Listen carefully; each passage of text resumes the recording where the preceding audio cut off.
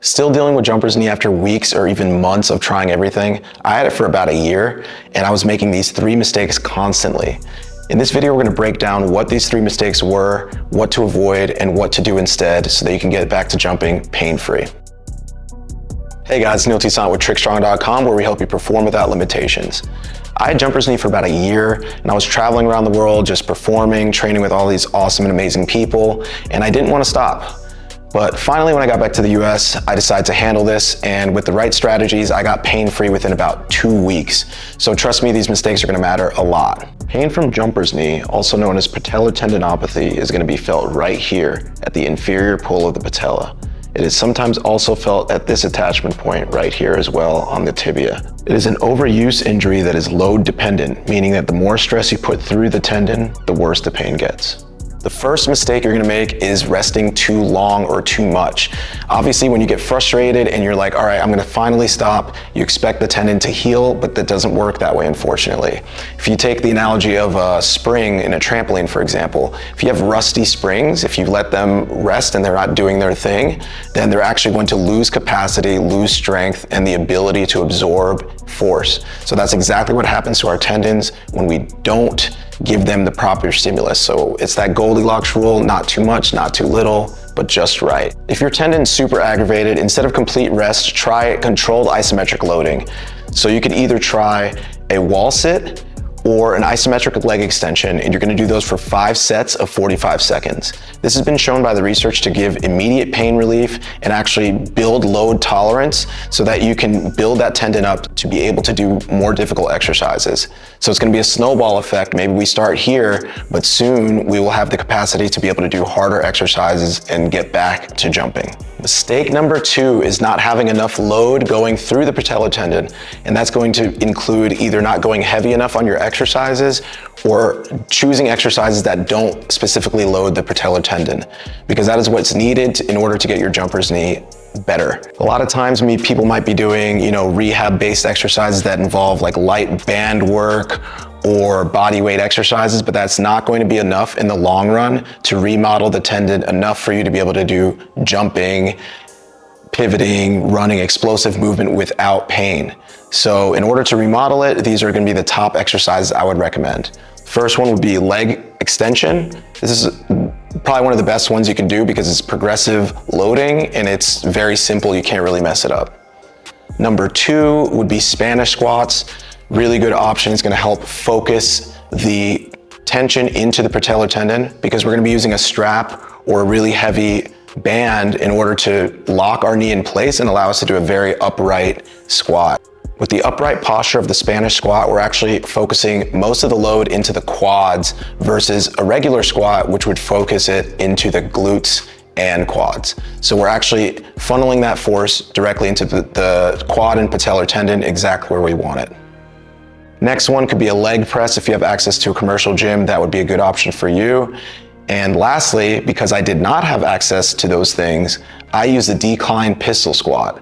You could start with 2 legs, obviously, and then progress to 1 leg, and then progress to using weights with that. But the decline is actually going to, again, focus the load into the patellar tendon, and that is actually a research-based option that can really help you guys out. If you're at home and you don't have the equipment, that's exactly what I did when I came back to the US.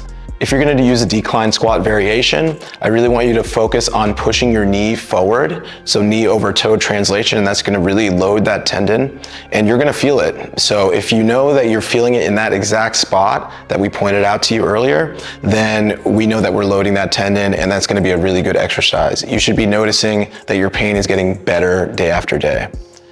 And how do you know if you're ready for these exercises? That's exactly where the 24-hour rule comes in. Nothing should hurt worse than the day before. If it does, then we know that we did too much the day before, right? So let's say your pain going up and down stairs is about a 4 out of 10.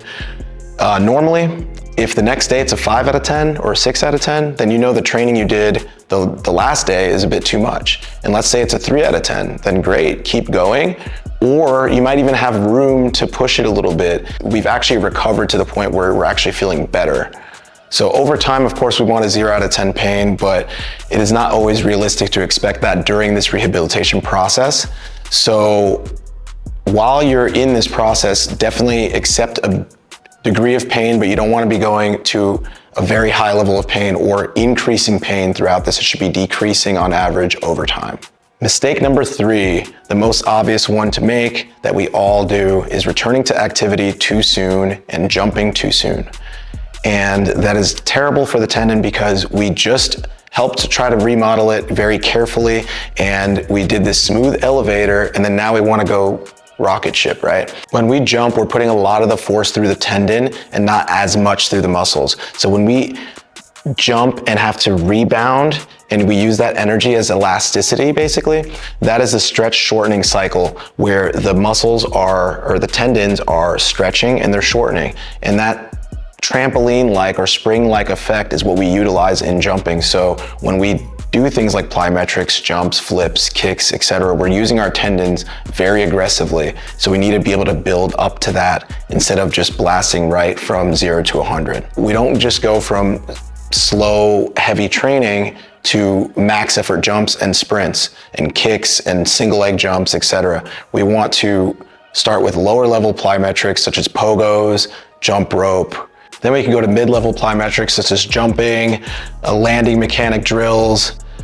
And then we can go to the higher level things such as max effort jumps, using that stretch shortening cycle, which means jumping repeatedly, sprints, things like that, in order to progress us back up to full activity. Again, your warning sign is a 24-hour rule. If your pain is spiking the next day after a heavy jumping session, then you know that that's too much and you need to tone it back until you can handle it, just as we've done before. So to recap, don't rest too long. You need to load the tendon. Even if it's very aggravated right now, you can do isometrics. Next, when you're ready to load it more aggressively, you gotta go heavy and you gotta load the tendon specifically. And lastly, don't jump back to things too soon. You have to respect the healing timelines. Tendons take longer than muscles in order to heal, and you need to respect that 24-hour rule in order to guide you through that process. I made all 3 of these mistakes for an entire year, and when I finally took them seriously, I got better very quickly. So if you guys want a complete roadmap, the roadmap that I use to get back from having achy knees when I'm going up and down stairs and even when I'm walking, all the way back to being able to do single leg jumps, swings, all my combos, and get back to full activity with tricking, then definitely check out the TrickStrong RX app. We're gonna drop our jumper's knee protocol in there, and it's gonna be up very, very soon. So if you're watching this right when this comes out, it's gonna be up right on Monday. So in a couple days, you guys are gonna have access to that. And I would recommend signing up right now so you can take advantage of the 7-day free trial. If you guys like this video, like, share, subscribe, and leave a comment below on your biggest knee struggle. And let us know what you think is gonna be your biggest takeaway from this video to get you back to 100%. All right, train hard, stay safe, and we'll see you soon for the next one.